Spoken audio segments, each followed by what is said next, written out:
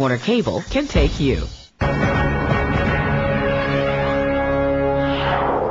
Welcome back. Democrats need to pick up an additional 6 seats to win a majority in the Senate, but the task becomes all the harder if any one of their incumbents lose on Election Day. That's right. And in Michigan, Republican Mike Bouchard is closing in on his opponent, Senator Debbie Stabenow, and is putting Democrats on the defensive. Sheriff Mike Bouchard joins us right now from Southfield, Michigan. Good morning to you, sir. Morning, how are you? I'm doing fine, thank you very much. By the way, we invited your opponent, the senator, on, but she's too busy this week, apparently. Hey, she's been too busy to debate, too, so welcome to my world. Well, why do you think you're picking up steam in Michigan? Well, Michigan's in a very different spot. We're the only state in America that's lost jobs for 3 straight years. And while this is going on, our senator has taken one piece of legislation from beginning to end and renamed a federal building. With all the problems we're facing here, losing jobs, kids are leaving every day, our borders aren't secure, our nation's at war, and she's worried about renaming federal buildings. And that's basically the impact of her in Washington. And I think people know we need difference intuitively here.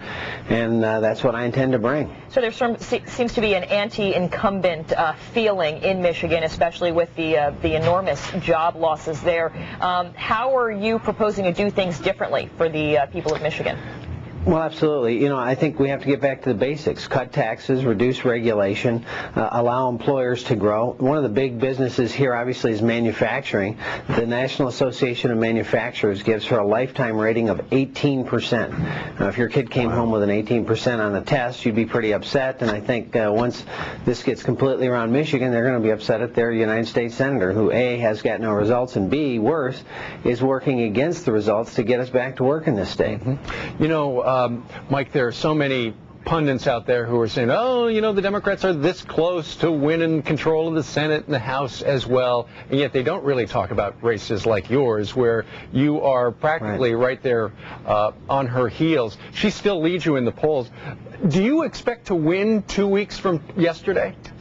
I absolutely do. I've been expecting to win since the beginning. The only challenge is because of all these races around the country tightening up, money's tightened up a bit, and so I'm being outspent 4-1, but we're still closing.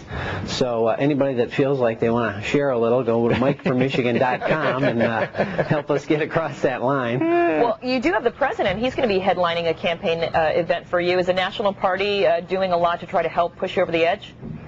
Well, the president is, in fact, coming in the second time, and I appreciate that help a lot because, obviously, that helps us raise money to get our message out. But, again, from the starting point, she had almost $12 million, 70% of it from other states. So that's why we're at a funding disadvantage, but we're still closing. So that's important to us to get more money in, and your viewers and everybody else that hears that message that wants change, wants less spending in Washington, wants to secure the borders. Right. We'd love to have their help. Well, your competitor said that Bush campaigning for you in Michigan is like throwing an anvil to a drowning man.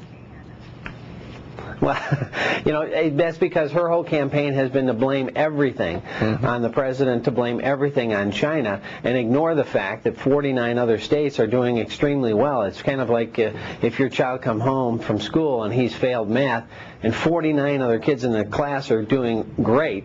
You blame the teacher. No, you have to look at maybe you have to teach your child a little different. Are they engaged? Do you need to do something as a parent? We need to change personnel. Almost a year ago, the Tigers were one of the worst teams in the whole league, and now they're in the World Series. They changed some people. They changed some people. All right, well, he's in the American Series up there in Michigan. He's fighting for the job for U.S. Senator from that state. Mike Bouchard, we thank you very much for joining us live today. And thank you. Appreciate it. We were not able to get Senator Stabenow on the show today, but she's welcome anytime if she'd like to come on and retort. That's right. I think he's partisan, though. Pro-Tigers. Yeah, I think so. All right, coming up live, a report from Washington as we gear up for you to decide the November election. Also, a candidate hoping to help Republicans keep control of the Senate, even as he clashes with the National Party about a brand new